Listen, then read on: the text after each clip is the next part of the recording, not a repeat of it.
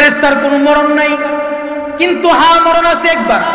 কুল্লু মান আলাইহা ফান ওয়া ইয়াবকা ওয়াজহু রাব্বিকা যুল জালালি ওয়াল ইকরাম। কুল্লু মান আলাইহা ফান ওয়া ইয়াবকা ওয়াজহু রাব্বিকা যুল জালালি ওয়াল ইকরাম। ফেরেশতাও একদিন মারা যাবে, ফেরেশতাও একদিন মারা যাবে, ফেরেশতারও একদিন মৃত্যু হবে। যেই আজরাইল গোটা মানুষের জান কবজ করে, আজরাইল যে আজরাইল মানুষের জান কবজ করে, ওই আজরাইলের একদিন মৃত্যু হবে। আজরাইলের একদিন মৃত্যু হবে। এই বাবা, মৃত্যু থেকে কেউ পলায়ন করতে পারবে না। মরণ একদিন না একদিন সবার কাছে চলে আসবে রে বাবা। এ কারণে কবি বলেন, মরণ থেকে যতই পালাও, মরণ থেকে যতই পালাও, মরণ তোমায় লইবে গিরি। যদিও সুদূর আকাশ পানে পালাও সেথায় লাগাই সিঁড়ি। মরণ থেকে যতই পালাও, মরণ তোমায় লইবে গিরি। যদিও সুদূর আকাশ পানে পালাও সেথায় লাগাই সিঁড়ি। আইনামা তাকুনু ইউদরিকুমুল মাউত ওয়ালাউ কুনতুম ফি বুরুজিন মুশাইয়াদা। মরণ থেকে পালানোর কোনো সুযোগ, মরণ থেকে পালানোর কোনো সুযোগ নাই। এই বাবা, আজরাইলের একদিন মৃত্যু হবে, কিন্তু মৃত্যুটা কেমন হবে? আমরা অনেক সময় বসা অবস্থায় অথবা গাড়ির ভিতরে একটা উঙ্গানিয়ায় ঘুম আসেনি। উঙ্গানি আসলে যেমন অল্প সময় হঠাৎ কইরা চোখটা লাগে, আবার যখন চোখ খুইলা যায় বলতেও পারি না, এমন একটা মৃত্যু আল্লাহ পাক ফেরেশতাকে দান করবে। ভাই, ফেরেশতারও তো মৃত্যু হবে, কিন্তু ফেরেশতার কিন্তু লম্বা হায়াত পাইছে। ফেরেশতার কোনো খাবার নাই, ফেরেশতা সবল। ফেরেশতা কেমনে সবল? ফেরেশতা এভাবে সবল। এই বাবারা, এই যুবক ভাইরা, আল্লাহ তাআলা সর্বশ্রেষ্ঠ মাকাম আল্লাহ তাআলা মানুষকে দিয়েছেন। মানুষকে আল্লাহ তাআলা হাবিবুল্লাহ, আল্লাহ তাআলা হাবিবুল্লাহর মকাম দিয়েছেন। মানুষকে আল্লাহ তাআলা খলিলুল্লাহর মকাম দিয়েছেন। মানুষকে আল্লাহ তাআলা জবিহুল্লাহর মকাম দিয়েছেন। মানুষকে আল্লাহ তাআলা ঈসা রূহুল্লাহর মকাম দান করেছেন। মানুষকে আল্লাহ তাআলা এত দামি কইরা বানাইছেন।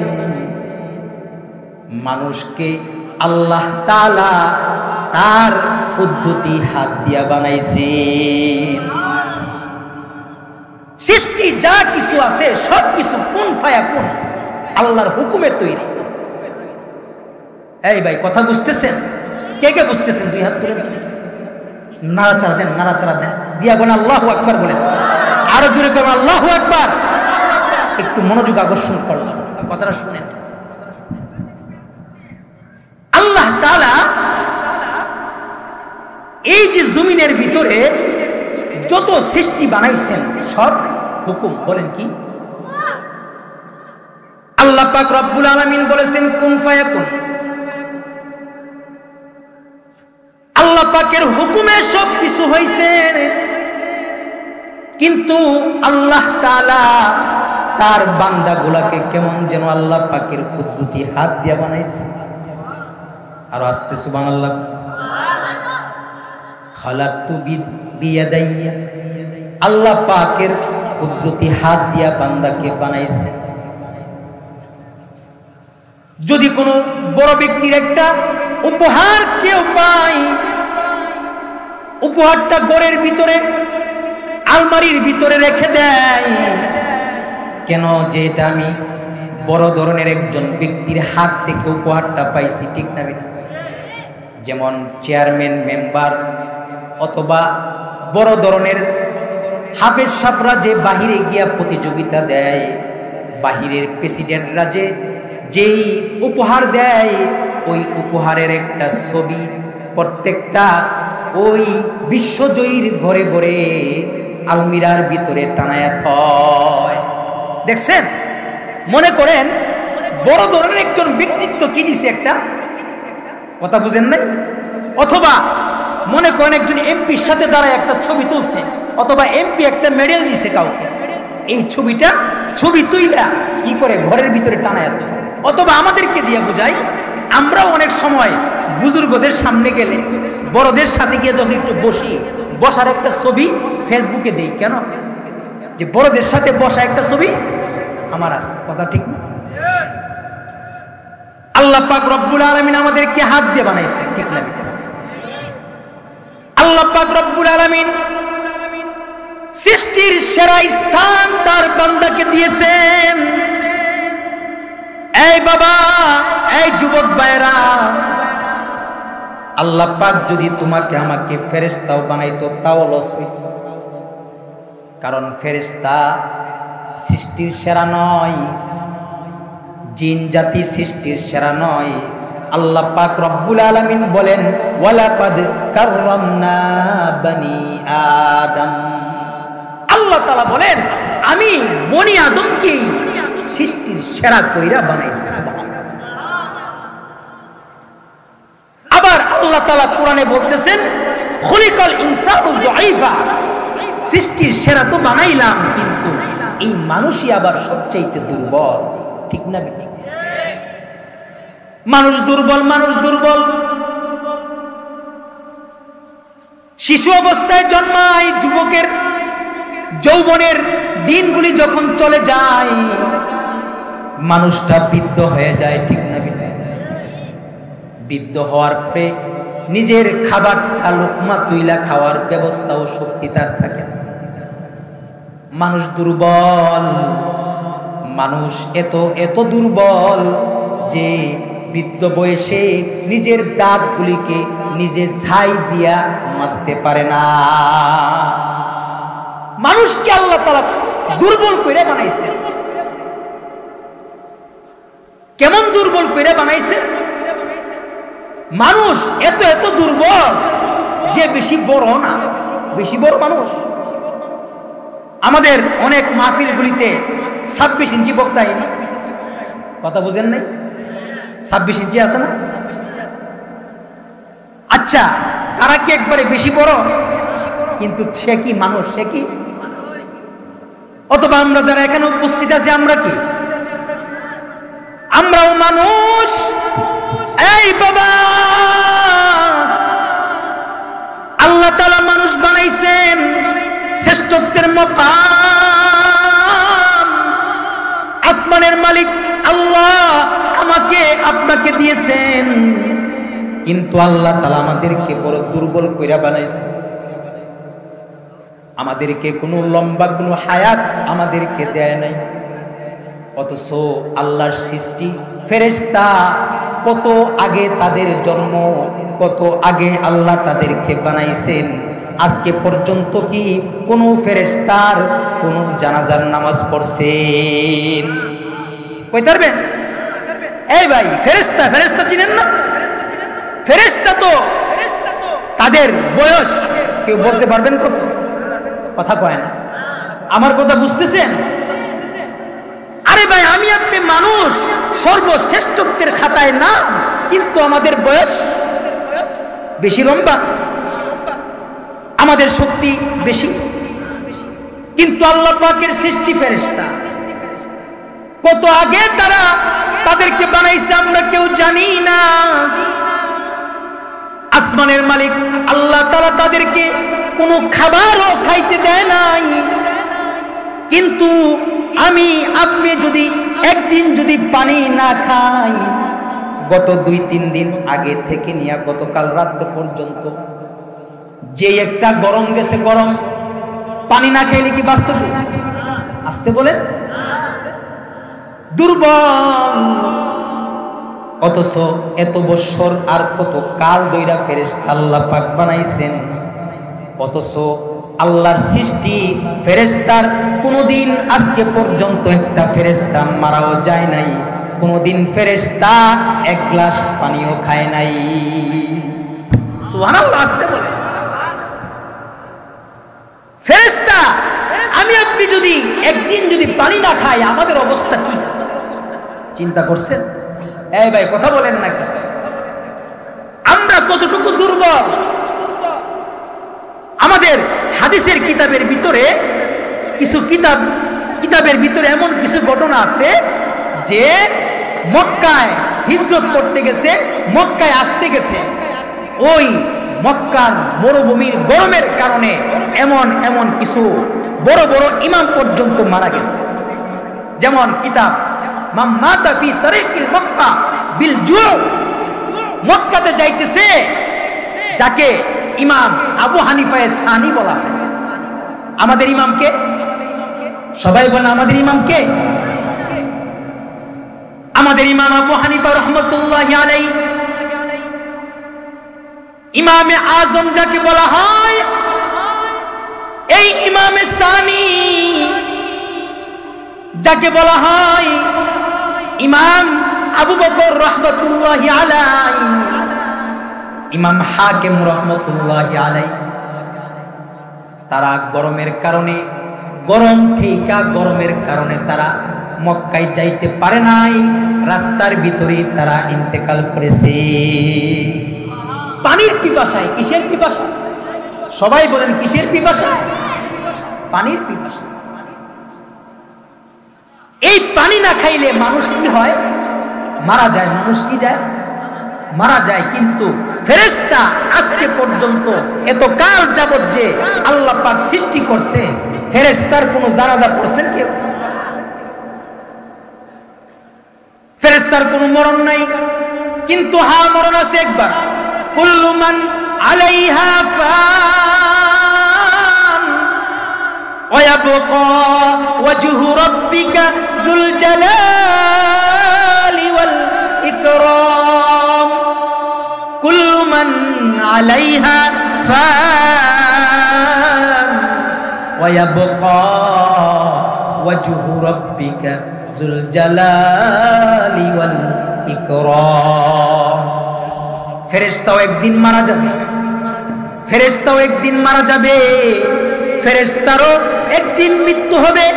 যেই আজরাইল গোটা মানুষের জান কবজ করে, আজরাইল যে আজরাইল মানুষের জান কবজ করে, ওই আজরাইলও একদিন মৃত্যু হবে। আজরাইলের একদিন মৃত্যু হবে। এই বাবা, মৃত্যু থেকে কেউ পলায়ন করতে পারবে না। মরণ একদিন না একদিন সবার কাছে চলে আসবে রে বাবা। এ কারণে কবি বলেন, মরণ থেকে যতই পালাও, মরণ থেকে যতই পালাও, মরণ তোমায় লইবে গিরি। যদিও সুদূর আকাশ পানে পালাও সেথায় লাগাই সিঁড়ি। মরণ থেকে যতই পালাও, মরণ তোমায় লইবে গিরি। যদিও সুদূর আকাশ পানে পালাও সেথায় লাগাই সিঁড়ি। আইনামা তাকুনু ইউদরিকুমুল মাউত ওয়ালাউ কুনতুম ফি বুরুজিম মুশাইয়াদা। মরণ থেকে পালানোর কোনো সুযোগ, মরণ থেকে পালানোর কোনো সুযোগ নাই। এই বাবা, আজরাইলের একদিন মৃত্যু হবে, কিন্তু মৃত্যুটা কেমন হবে আমরা অনেক সময় বসা অবস্থায় অথবা গাড়ির ভিতরে একটা উঙ্গানিয়ায় ঘুম আসেনি।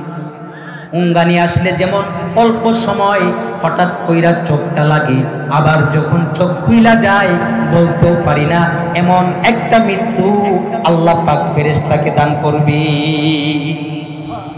ভাই ফেরেশতারও তো মৃত্যু হবে, কিন্তু ফেরেশতার কিন্তু লম্বা হায়াত পাইছে, ফেরেশতার কোনো খাবার নাই, ফেরেশতা সবল। ফেরেশতা কেমনে সবল?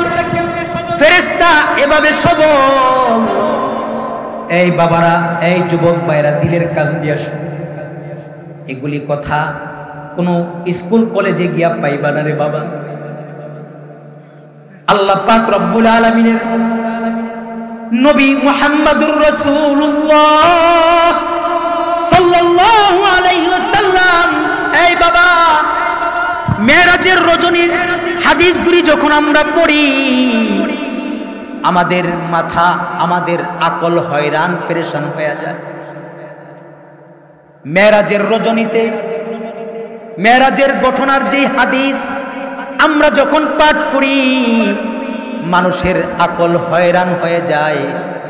আল্লাহ পাক রব্বুল আলামিন তার হাবিবকে সশরীরে মেরাজে নিয়েছেন। ঠিক না বেটি? মেরাজের ঘটনা সত্য নাকি মিথ্যা? সবাই বলেন সত্য না মিথ্যা? যারা মেরাজকে, নবীজির মেরাজকে অস্বীকার করে তারা কাফের। ঠিক না? দেখেন আল্লাহর নবী সরওয়ারে দু আলম নবী মেরাজে গিয়া ফেরেশতার হালত, হাইয়াতুস সালাত যাকে বলা হয়, ফেরেশতা কেমন শক্তিশালী দেখেন মুহতারাম হাজিরিন।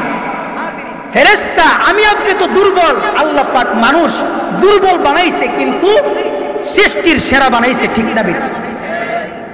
আমি আপনি কি সবল না দুর্বল? সবাই বলে না সবল না দুর্বল? দুর্বল, কিন্তু সৃষ্টির সেরা। সৃষ্টির কি সেরা?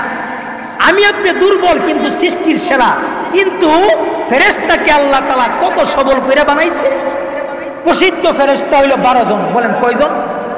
প্রসিদ্ধ ফেরেশতা কয়জন? এর ভিতরে 4 জন সবচাইতে বড় ফেরেশতা। 4 জন সবচাইতে বড় ফেরেশতা। একজন হলো আজরাইল, আরেকজন হলো জিব্রাইল, এরপরে কি মিকাইল, এরপরে ইসরাফিল। আসেনি? আচ্ছা, 4 জন তো বড় ফেরেশতা, আরো আছে 8 জন। 8 জনের কাজ কি? 8 জনের কাজ হলো আল্লাহ পাকের আরশকে কান দিনিয়া দাঁড়াই দিয়েছে। সুবহানাল্লাহ। কার আরশ? সবাই বলেন কার আরশ? আরশটা বুঝি বেশি পাতলা মনে হয়? আরশে আজিম।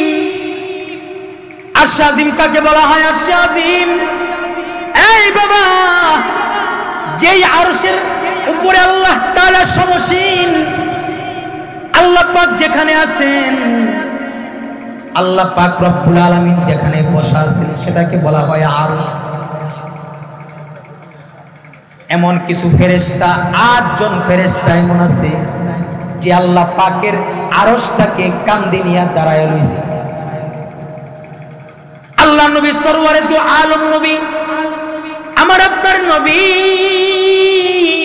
হাবিবে কিবরিয়া মুহাম্মাদুর রাসূলুল্লাহ সাল্লাল্লাহু আলাইহি ওয়াসাল্লাম মেরাজে যেদিন গেছেন, জিব্রাইলকে ডাক দিয়া বলে, আয় জিব্রাইল, ওই যে ফেরেশতা একজন দেখলাম মুখের ভিতরে বাঁশি নিয়ে দাঁড়ায় রইছে, এক পাও সামনে আর এক পাও পেছনে, সে কেন দাঁড়াই রইছে?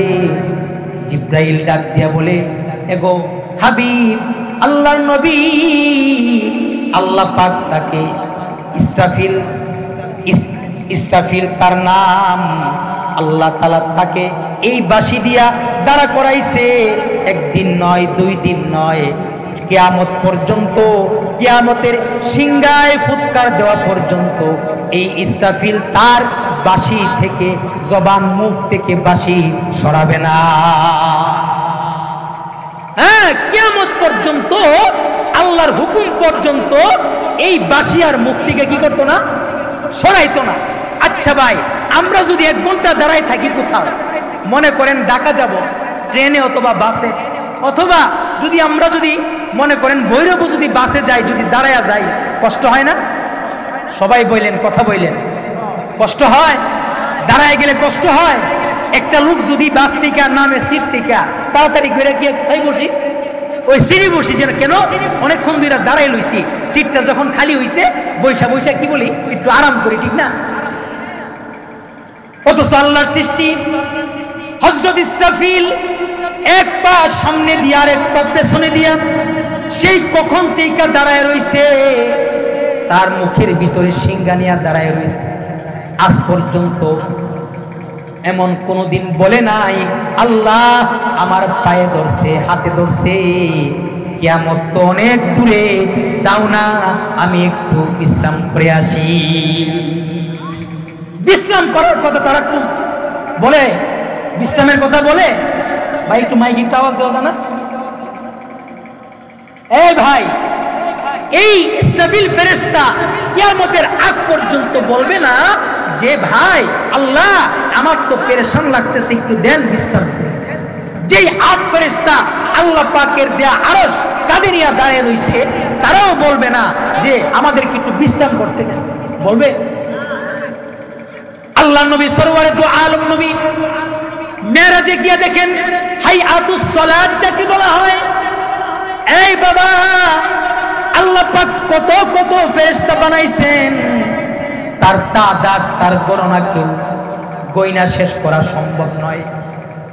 আল্লাহ নবী সরওয়ারে দু আলম নবী, আমার আপনার নবী হাবিবে কিবরিয়া মুহাম্মাদুর রাসূলুল্লাহ সাল্লাল্লাহু আলাইহি ওয়াসাল্লাম বলেন, আমি মেরাজের রজনীতে এমন কিছু ফেরেশতা দেখছি, যেই ফেরেশতারা রুকু অবস্থায় আছে, যেই ফেরেশতারা কওমা নামাজের অবস্থায় দাঁড়ায় রইছে, অনেক ফেরেশতাকে দেখছি তাশাহুদের অবস্থায় বসা। এই যারা যেই অবস্থায় দাঁড়ানো, তারা কিয়ামতের আগ পর্যন্ত ওই অবস্থায় দাঁড়ায় থাকবে। তারা কোনোদিন আল্লাহকে বলবে না আল্লাহ আমাকে দেন একটু বিশ্রাম করে আসি। অর্থাৎ আমার কথা হলো, ফেরেশতা মানুষ থেকে সবল নাকি দুর্বল? আরো জুড়ে বলেন, ফেরেশতা মানুষ থেকে সবল না দুর্বল? কিন্তু ফেরেশতার সম্মান বেশি না মানুষের সম্মান? এই ভাই, ফেরেশতার সম্মান বেশি নয়। আল্লাহ তাআলা কত কত ফেরেশতা বানাইছেন। কাবা বরাবর সপ্ত আসমানের উপরে একটা মসজিদ আছে, মসজিদ আল বাইতুল মামুর। যেই মসজিদের নাম মসজিদ আল বাইতুল মামুর, ওই মসজিদের ভিতরে একসাথে ৭০,০০০ ফেরেশতা একসাথে নামাজ আদায় করে। কত হাজার? সবাই জুড়ে বলেন, কত হাজার? ৭০,০০০ ফেরেশতা একসাথে নামাজ পড়ে। বলা হয়, হাদিসে বলা হয়, এই ৭০,০০০ যেই ফেরেশতা একবার নামাজ পড়িরা বাহির হবে, ওই ৭০,০০০-এর জন্য কিয়ামত পর্যন্ত আর নামাজ আদায় করার সুযোগ নেই। আর আসতে সুবহানাল্লাহ। তাইলে ফেরেশতা কত কত ফেরেশতা আল্লাহ পাক বানাইছে, সুবহানাল্লাহ। তাইলে এই ফেরেশতা তো খাবার খায় না? খাবার খায়? আমাদের মতো খাবার খায় না। ফেরেশতা খাবার খায় না, ফেরেশতা পানিও পান করে না, ফেরেশতার কোনো ক্লান্তিও আসে না, তারা ঘুমায় না। কিন্তু মানুষ ঘুমায়, মানুষ পানি খায়, মানুষ খাবার খায়, মানুষ বিশ্রাম নেয়, কিন্তু ফেরেশতা বিশ্রাম পর্যন্ত নেয় না। তাইলে ফেরেশতার গেজা কি? ফেরেশতার গেজা হলো, এই বাবা, তোমাকে আমাকে মানুষকে আল্লাহ তাআলা শ্রেষ্ঠত্বের মকাম দিয়েছেন ঠিক, কিন্তু আমরা সেই শ্রেষ্ঠত্বের মকাম আমরা ঠিক রাখি না। আল্লাহ ইজ্জত দিছে ঠিক, কিন্তু আমি তুমি আমার তোমার ইজ্জত রাখি না। বলে কিভাবে? অনেক সময় গ্রামে বইলা থাকে, বলে হেরে আল্লাহ ইজ্জত দিছেন ঠিক, কিন্তু হের ইজ্জত হে কি করতে পারছে না। এরকম বলে থাকেন না আপনারা? এই ভাই কথা বলেন না কেন? আমরা অনেক সময় এরকম বলি যে হ্যাঁ যে চেয়ারম্যান হইছে অথবা মেম্বার হইছে অথবা সমাজের একটা মান্যগণ্য ব্যক্তি হইছে, আল্লাহের ইজ্জত দিছিল, কিন্তু সেই ইজ্জত ধরে রাখতে পারে নাই।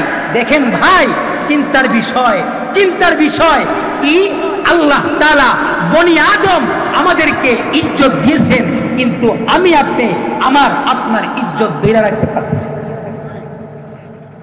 কারণ আল্লাহ পাক আমাদেরকে বানাইছেন, সৃষ্টির শ্রেষ্ঠত্ব আসমানের মালিক আল্লাহ তোমাকে আমাকে দিয়েছেন। এই বাবা, আল্লাহ পাক বলেছেন ওয়ালাকাদ কাররামনা বনি আদম। আল্লাহ পাক সৃষ্টির সেরা জায়গাটা আল্লাহ পাক দিয়েছেন। কেন দিয়েছেন? আল্লাহ পাক বলেন ওয়ামা খালাকতুল জিন্না ওয়াল ইনসা ইল্লা লিয়াবুদুন। এই বাবা, আল্লাহ তাআলা আমাকে আপনাকে আল্লাহর ইবাদতের জন্য বানাইছে। আল্লাহ তাআলা আমাকে আপনাকে কিসের জন্য বানাইছেন? সবাই বলেন কিসের জন্য?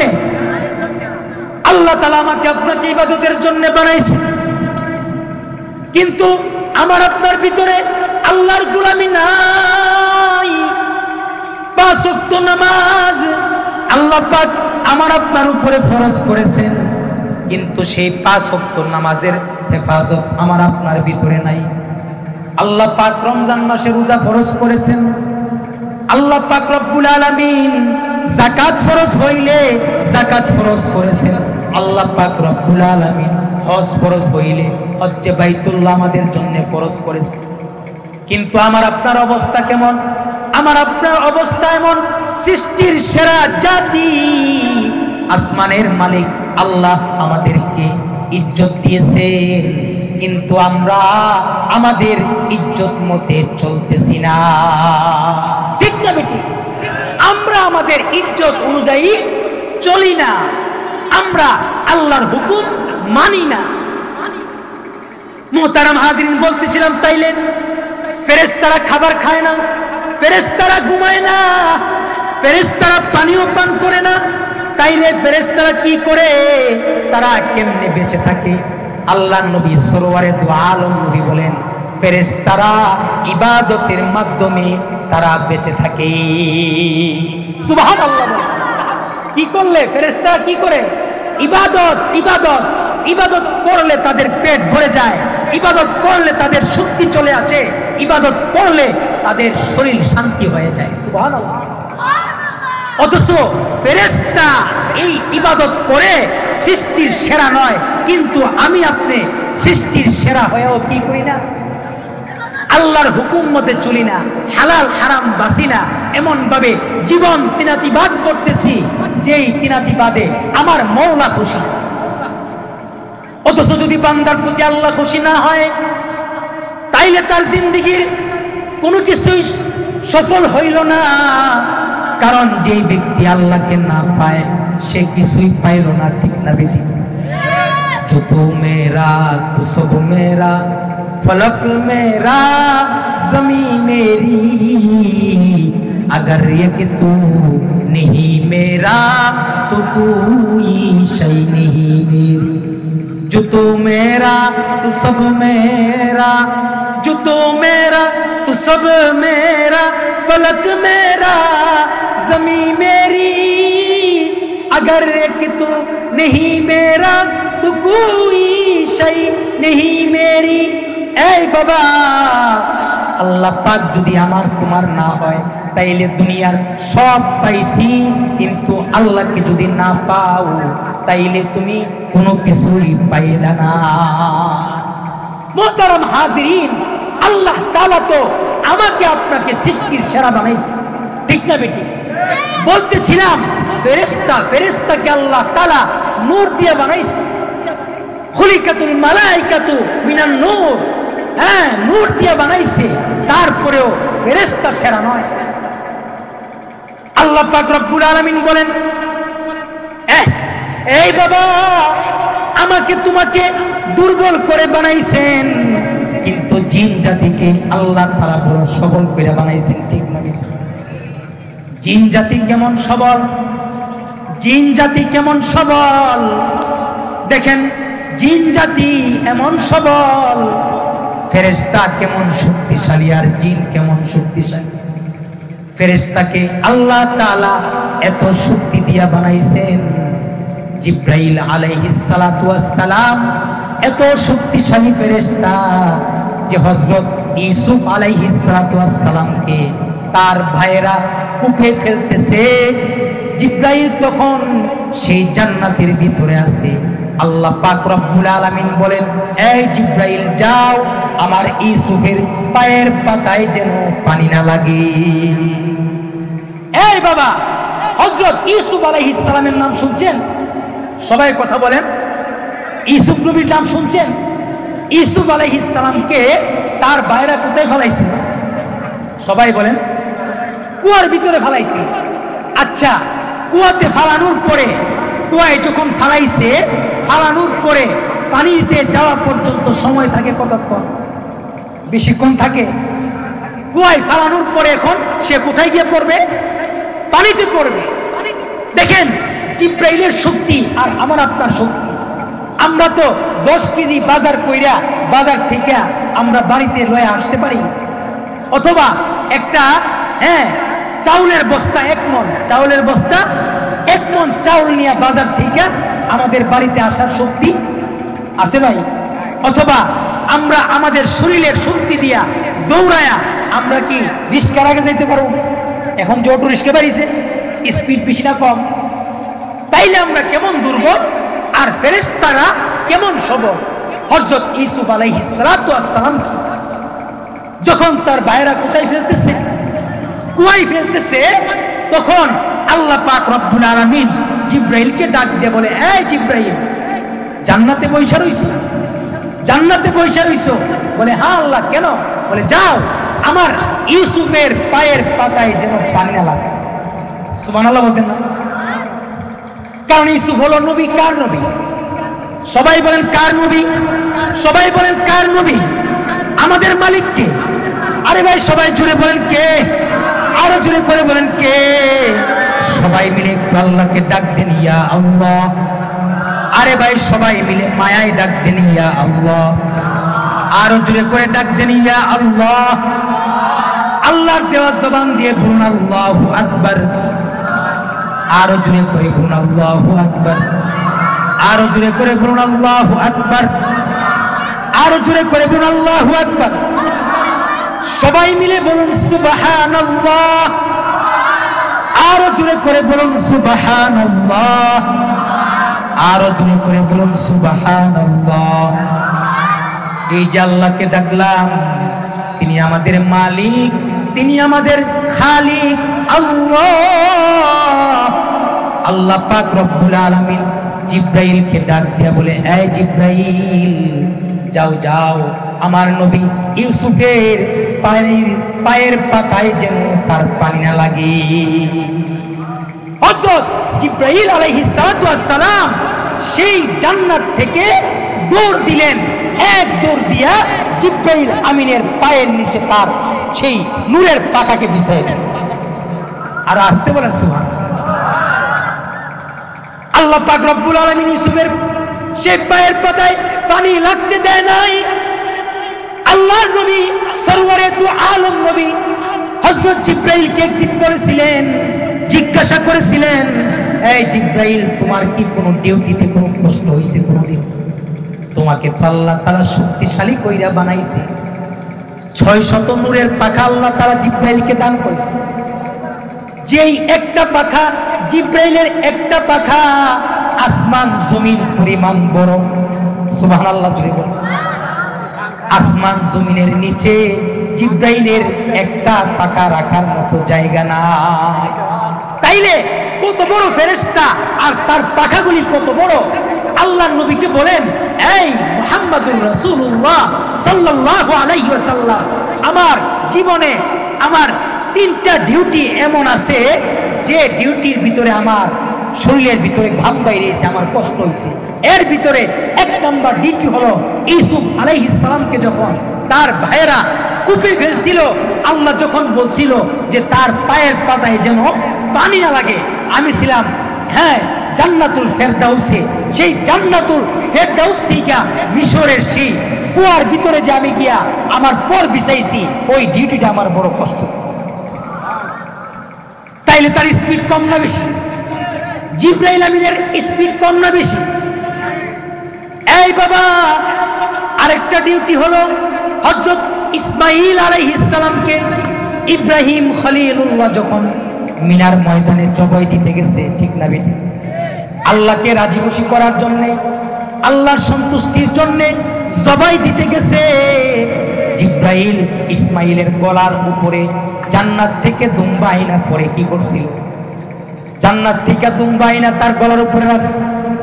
ইসমাঈলের গলা কাটে নাই, জান্নাতের দুম্বা কাইটা গেছে। আল্লাহু আকবার। হযরত জিবরাইল আল্লাহর নবীকে ডাক দিয়ে বলে, এগো আল্লাহর নবী, আমার জীবনের কঠিন ডিউটির ভিতরে দ্বিতীয় নাম্বার ডিউটি হলো ওই যে ইসমাঈলের গলার উপরে জান্নাতুল ফেরদাউস থেকে দুম্বা আইনা তার গলার নিচে রাখছি। ছুরি চালায়া দিছে, ঠিক ওই মুহূর্তে আমি জান্নাতুল ফেরদাউস, জান্নাত তো আছে ৮ জান্নাত, কিন্তু সর্ব উত্তম জান্নাতের সেই দুম্বা আইনা তার গলার নিচে আমি রাইখা দিছি। সুবহানাল্লাহ। তাইলে আমার যে বোঝানোর উদ্দেশ্য হলো যে মানুষ দুর্বল, ফেরেশতা সবাই বলেন ফেরেশতা, ফেরেশতার উপরে বিশ্বাস আসেনি? এই বাবা, আল্লাহর উপরে বিশ্বাস যেমন ঈমান, ফেরেশতার উপরে বিশ্বাস ঈমান।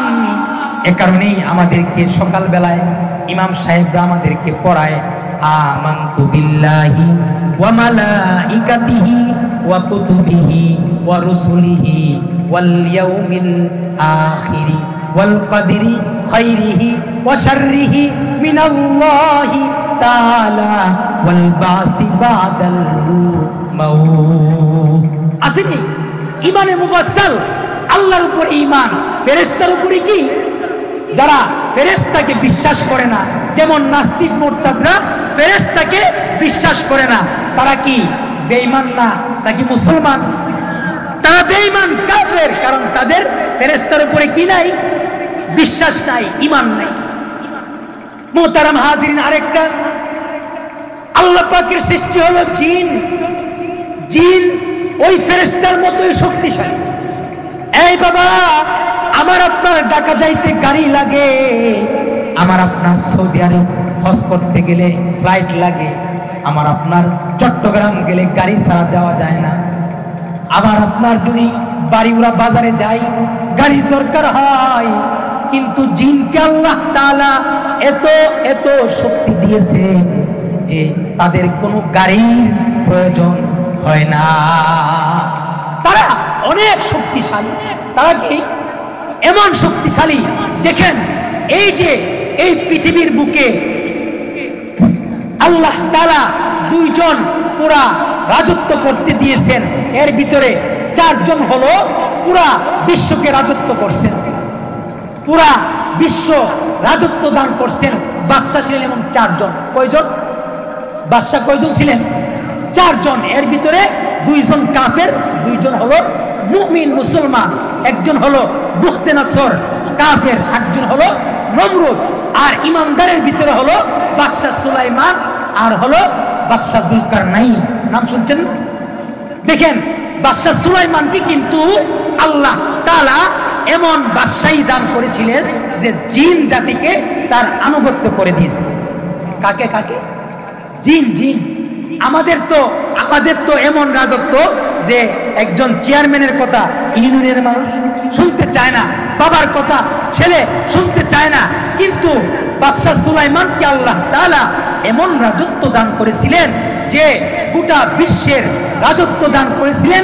এমন কি এই যে জিন জাতিরও আল্লাহ তাআলা তার আনুগত্য করে দিয়েছে। তাইলে কত বড় বাদশাহী! এই জিন জাতির স্পিড কেমন! বাদশা সুলাইমানের একটা পাখি ছিল, হুদহুদ পাখি। নাম শুনছেন? হুদহুদ পাখি একদিন কোথায় জানে চলে গেছে। বাদশা সুলাইমান ডাক দিয়ে বলে, আরাল হুদহুদা আম কানা মিনাল গায়িবিন, এই আমার পাখি কোথায়? আমার হুদহুদ পাখিটা কোথায়? আমার হুদহুদ পাখিটাকে আমি দেখতে পাইতেছি না। ওই আমার হুদহুদ পাখির বিচার করতে, হুদহুদ পাখিকে আমি বিচার করব, ডাক দাও। হুদহুদ পাখি আইসা বাদশা সুলাইমানকে ডাক দিয়া বলে, এই বাদশা সুলাইমান, এমন একটা খবর আমি নিয়ে আসছি, এমন একটা খবর আমি আপনার জন্য নিয়ে আসছি যে বিয়ার খবর। আমি এমন এক জায়গায় গিয়েছিলাম, রানী দেখে আসছি, রানী ওই জায়গাতে তারা মূর্তি পূজা করে, এক আল্লাহর পূজা করে না, আল্লাহকে মানে না, কিন্তু বড় সুন্দরী একজন নারী, আপনার সাথে তাকে খুব মানাবে। ওই হুদহুদ পাখি যখন এই খবর দিল, বাদশা সুলাইমান বলল, কে এমন যে আমার রাজত্বের ভিতরে থাকবে, সে আমার আল্লাহর ইবাদত করবে না, অন্য কারো উপাসনা সে করবে? কে এমন সাহস কার যে আমার রাজত্বে বসবাস করে কিন্তু অন্য খোদার উপাসনা করে? অন্য খোদা মানে? তখন ওই হুদহুদ পাখি বলতেছে, নাম তার বিলকিস, তার অনেক সৈন্য সামন্ত আছে, তাকে আপনি দাওয়াত করেন, ইমানের দাওয়াত তাকে আপনি দান করেন। তখন এই বাদশা সুলাইমান ওই তাকে ইমানের দাওয়াত দিবে। ইমানের দাওয়াত যখন দিবে, তখন এই কথা ওই বিলকিস, রানী বিলকিসের কাছে চলে গেছে। রানী বিলকিসের কাছে যাওয়ার পরে এখন তো রানী বিলকিস ভয় পাইতেছে, হায় হায়, বাদশার কানে আমার খবর চলে গেছে, না জানি আবার কি হয়। তাইলে আমার মন্ত্রী পরিষদ থেকে 300 মতান্তরে 3000 মন্ত্রী পরিষদ দিয়া, মন্ত্রীকে দিয়া তার কাছে হাদিয়া পাঠাই। কি পাঠাই? কারণ হাদিয়া দিলে তো কি হয়, মানুষের মন খুশি হয়। হাদিয়া দিলে কি হয়? মন খুশি হয়ে যায়। তখন 300 মন্ত্রীর মাধ্যমে এক হাতে একটা স্বর্ণের ইট, আরেক হাতে একটা রূপার ইট দিয়া ওই বাদশা সুলাইমানের কাছে হাদিয়া পাঠাইছে। কে? বিলকিস রানী। কে? সবাই বলেন কে? বিলকিস রানী হাদিয়া পাঠাইতেছে। এই দিক দিয়া হুদহুদ পাখি আবার খবর নিয়ে গেছে, এই বাদশা সুলাইমান আসতেছে, আসতেছে, আপনাকে খুশি করার জন্য হাদিয়া নিয়া ওই বিলকিস রানী চলে আসতেছে। তাইলে হাদিয়া নিয়ে কি নিয়ে আসতেছে? হুদহুদ পাখি বলে, 300 মন্ত্রী আসতেছে, একজনের হাতে, প্রত্যেকের 2 হাতে একটা কইরা ইট আর একটা কইরা রূপার ইট দিয়ে আপনার জন্য পাঠাইতেছে। সুবহানাল্লাহ, আপনার জন্য হাদিয়া পাঠাইতেছে। এমন তো অবস্থায় বাদশা সুলাইমান ডাক দিয়ে বলে, এই আমার জিন জাতি, তোমরা কোথায়? আমার রাজত্বের প্রধান ফটক থেকে আমার রাজত্ব পর্যন্ত তোমরা যাও। তারা আসার আগে আগে আমার রাজত্বের রাস্তাগুলিকে তোমরা ইট আর ইয়াকুত মারজান দিয়া তোমরা সাজায়া দাও। সুবহানাল্লাহ, আসতে বলেন। দেখেন, জিন জাতিকে বলতেছে। কাকে বলতেছে? জিনকে বলতেছে বাদশা সুলাইমান, এই তোমরা দেরি কইরো না, তারা তো রওনা হয়ে গেছে। তারা আসার আগে আগে আমার রাজত্বের প্রধান ফটক থেকে আমার রাজত্ব পর্যন্ত রাস্তার ভিতরে স্বর্ণের ইট বিছাও, আর 2 পাশে ইয়াকুত আর মারজান দিয়া দিয়া তোমরা গাছ লাগাও। অনেক সময় রাস্তার পাশে গাছ লাগায় না, সুন্দর সুন্দর গাছ। ঢাকাতে অথবা যারা সৌদি আরব থাকে, যারা ছবি পাঠায়, আপনারা দেখবেন সুন্দর সুন্দর গাছ রাস্তার পাশে লাগায়, দেখছেন নি? তাইলে বাদশা সুলাইমান এখন বলতেছে, এই জিন জাতি, আর দেরি করবে না, তাড়াতাড়ি যাও। সময় কিন্তু বেশি নয়, সময় বেশি নয়। মুহতারাম হাজরিন, অল্প সময়ের ভিতরে জিন জাতির মাধ্যমে কি করতেছে? ওই বাদশা সুলাইমান তার রাস্তাকে স্বর্ণের করতেছে, রাস্তার 2 পাশে ইয়াকুত আর মারজান দিয়ে সাজাইতেছে। আল্লাহু আকবার। কেন? ওই যে রানী বিলকিসের যে মন্ত্রী পরিষদ হাদিয়া নিয়ে আসতেছে, তারা আয়েশা যখন দেখে যে আমাদের হাদিয়ার দরকার নাই, আমাদের দরকার তোমরা পড়বে কালিমা লা ইলাহা ইল্লাল্লাহ মুহাম্মাদুর রাসূলুল্লাহ সাল্লাল্লাহু আলাইহি ওয়াসাল্লাম। মুহতারাম হাজিরিন, যখন ওই মন্ত্রী পরিষদরা আসলো, আসার পরে এখন যখন রাজ্যের প্রধান ফটক থেকে যখন দেখে, কিরে আমরা এক হাতে স্বর্ণের ইট আনছি, আরেক হাতে রূপার ইট আনছি, এই সমস্ত ইট আর রূপা দিয়ে এই যে এই জায়গার যে বাদশাহ সুলাইমান এই ইট দিয়ে রাস্তা বানায় রাখছে। সুবহানাল্লাহ। এখন তারা তো লজ্জায় পড়ে গেছে, বলে কিভাবে আপনি যদি এমন কাউকে খুশি করতে চান যে একটা কি দিয়ে গেছেন 10,000 টাকা তাকে হাতিয়ে দিবেন। এখন দেখা গেছে একজন সে এমপি, আপনারা বলুন তো দেখি, একজন এমপির জন্য 10,000 টাকা হাতিয়ে কি কিচ্ছু? সবাই বলেন এমপির কাছে কি 10,000 টাকা কিছু? সবাই কয় না। তাইলে বাদশাহ সুলাইমানের কাছে এই 300 রূপার ইট আর 300 স্বর্ণের ইট কিছু? এই মন্ত্রী পরিষদ যখন গেছেন তখন তো এই রাস্তার ইট দেখা এই তাদের হাতের ইট ওই রাস্তার পাশে ফালাই দিছে। সুবহানাল্লাহ। রাজার কাছে গেছে, হ্যাঁ রাজা আপনি আমাদেরকে ডাকছেন? বলে হ্যাঁ আমি তোমাদেরকে ডাকলাম কোনো কিছু নয়, টাকার জন্য নয়, তোমাদের হাদিয়ার জন্য নয়। বলো লা ইলাহা ইল্লাল্লাহ, লা ইলাহা ইল্লাল্লাহ। তোমরা যেই খোদার ইবাদত করো তার ইবাদত আমার রাজত্বের ভিতরে চলবে না। আমার আল্লাহর উপরে তোমরা ঈমান নিয়ে আসো। এখানে আমার যে বলার উদ্দেশ্য, এই বাবা আল্লাহ তাআলা আমাকে তোমাকে ওয়ালাকাদ কাররামনা বানি আদম শ্রেষ্ঠত্বের মকাম দিয়েছেন। শ্রেষ্ঠ মানুষ বানায়া আল্লাহ তাআলা এই জমিনের ভিতরে আল্লাহ তাআলা তোমাকে আমাকে পাঠাইছে। আল্লাহ তাআলা ফেরেশতাকেও শ্রেষ্ঠ বানান নাই, আল্লাহ তাআলা জিন জাতিকেও শ্রেষ্ঠ বানান নাই। অথচ মানুষ থেকে আল্লাহ তাআলা ফেরেশতাকে বড় শক্তিশালী করে বানাইছেন, ঠিক না? অথচ মানুষ থেকে আল্লাহ তাআলা জিন জাতিকে বড় শক্তিশালী করে বানাইছেন, কিন্তু তাদের থেকে আল্লাহ তাআলা আমাকে আপনাকে বড় দামি কইরা বানাইছেন। আল্লাহ পাক রব্বুল আলামিন বলেন ওয়ালাকাদ কাররামনা বানি আদম। এই বাবা শ্রেষ্ঠত্বের চেয়ার, শ্রেষ্ঠত্বের মকাম আসমানের মালিক আল্লাহ আমাকে আপনাকে দান করেছেন। আল্লাহ পাক রব্বুল আলামিন এই শ্রেষ্ঠত্বের মকাম দিয়েছেন। এই শ্রেষ্ঠত্ব বজায় থাকবে কখন? আল্লাহ পাকের হুকুম আমি তুমি মানব যখন। শ্রেষ্ঠত্বের মকাম, ফেরেশতাও তো শক্তিশালী, আমি আপনি দুর্বল। হ্যাঁ, এমন ভাবে জিন জাতি শক্তিশালী, কিন্তু মানুষ তাদের তুলনা কি দুর্বল।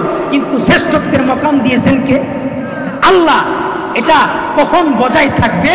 যখন আল্লাহ পাকের ইবাদত আর বন্দেগী তুমি আমি করবো, ঠিক না? আল্লাহ পাকের বন্দেগী যদি করা যায়, এই বাবা 40 বছর হয়ে গেছে, এই যুবক 20 বছর হয়ে গেছে, মালিকের কদমে সেজদা দাও না। না না না, আল্লাহ পাক রব্বুল আলামিন আমাকে তোমাকে ইবাদতের জন্য বানাইছে।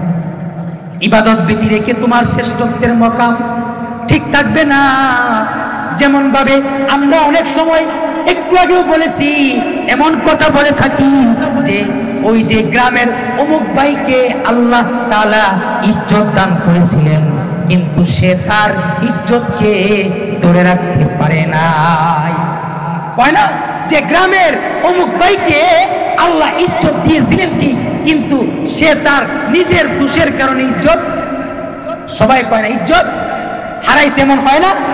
নিজের দোষের কারণে ইজ্জত হারায়, এমন আছে না? তাইলে আল্লাহ তাআলা তো আমাকে আপনাকে ইজ্জত দিয়েছেন, কিন্তু ইজ্জতকে ধরে রাখার দায়িত্ব কার? আমার ইজ্জত দিয়েছেন আল্লাহ, কিন্তু এই ইজ্জত ধরে রাখার দায়িত্ব কার? ইজ্জত কিভাবে ধরে রাখবো? আল্লাহ পাকের হুকুম না মানলে, আস্তে কম, আল্লাহ পাকের হুকুম মানলে ইজ্জত থাকবে কিভাবে? ইজ্জত থাকবে 5 ওয়াক্ত নামাজ আদায় করলে ইজ্জত থাকবে এভাবে। আল্লাহ পাকের হুকুম মানলে, রমজান মাসে রোজা রাখলে ইজ্জত থাকবে এভাবে। হজ ফরজ হইলে হজ করলে ইজ্জত থাকবে এভাবে। যাকাত ফরজ হইলে যাকাত যখন দেব ইজ্জত থাকবে এভাবে। যখন হালাল আর হারাম আমি আপনি মাইনা চলবো, ঠিক যাবে ঠিক। এখন আল্লাহ তাআলা তো শ্রেষ্ঠত্বের মকাম দিয়েছেন ঠিক, কিন্তু আমি আপনি কতটুকু সহি সালামতে চলতেছি, আল্লাহর রাজি খুশি আর মর্জি মুআফিক কতটুকু চলতেছি?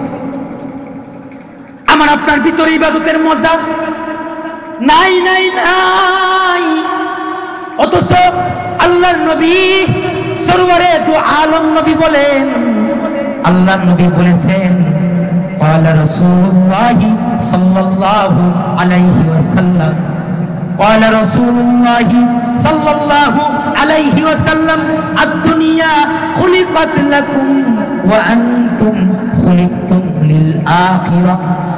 আল্লাহ নবী বলেছেন আদ-দুনিয়া খুলিকাত লাকুম। আল্লাহ নবী সরওয়ারে দু আলম নবী মুহাম্মাদুর রাসূলুল্লাহ সাল্লাল্লাহু আলাইহি ওয়াসাল্লাম বলেছেন আদ-দুনিয়া খুলিকাত লাকুম। এই দুনিয়াটা আল্লাহ তাআলা তার ইজ্জতওয়ালা বান্দাদের জন্য বানাইছেন। আল্লাহু আকবার, সবাই এই দুনিয়া আল্লাহ তাআলা